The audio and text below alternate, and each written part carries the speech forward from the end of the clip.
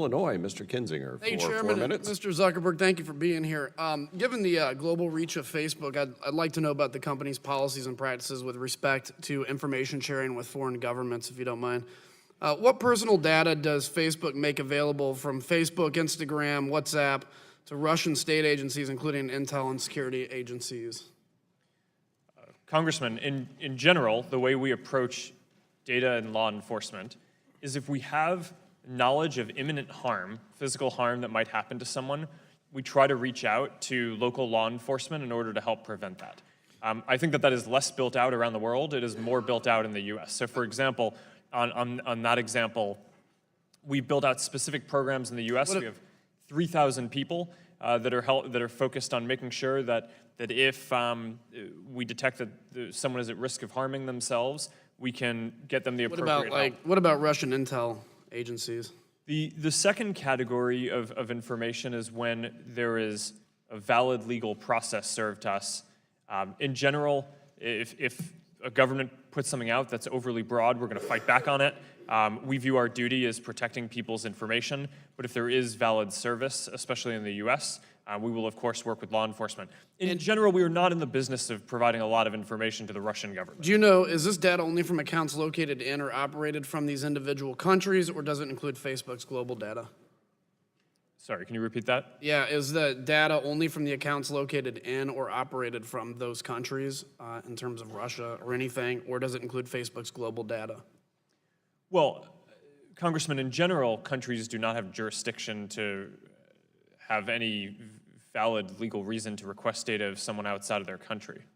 But well, where is it stored? Where's the data? I mean, do they have access to data only we don't stored store any data in Russia. Okay, so it's the global data. Yeah. So let me just ask, you mentioned a few times that we're in an arms race with Russia, but is it one-sided if Facebook, as an American-based company, is given the opposition everything it needs in terms of, you know, where it's storing its data? Sorry, Congressman, could you repeat that? So you mentioned a few times that we're in an arms race with Russia. Yes. If you're giving Russian intelligence service agencies, potentially, even on a valid request, access to global data that's not in Russia, is that kind of a disadvantage to us and an advantage to them? Congressman, let me be more precise in my testimony. Yeah, please. I have no specific knowledge of any data that we've ever given to Russia.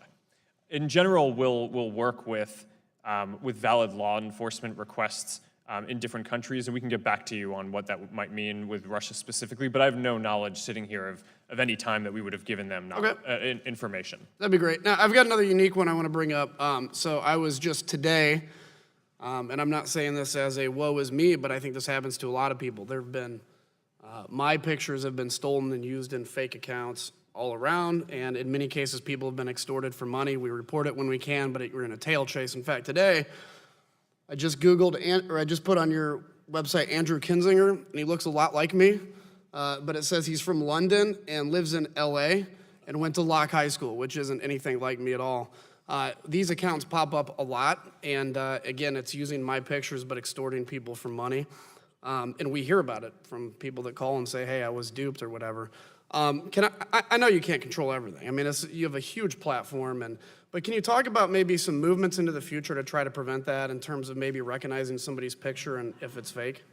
Yes, Congressman, this is an important issue, and I mean, fake accounts overall are a big issue because that's how a lot of the other issues that we see around fake news and foreign election interference are happening as well. So long-term, the solution here is to build more AI tools that find patterns of people using the services that no real person would do. And we've been able to do that in order to take down tens of thousands of accounts, especially related to election interference leading up to the French election, the German election, and last year the US-Alabama Senate election, special election. And that's an area where we should be able to extend that work and develop more AI tools that can do this more broadly. Okay. Gentleman's time's expired. Chair recognizes the gentleman from New Mexico, Mr. Lujan, for 4 minutes. Thank you, Mr. Chairman. And I want to pick up where Mr.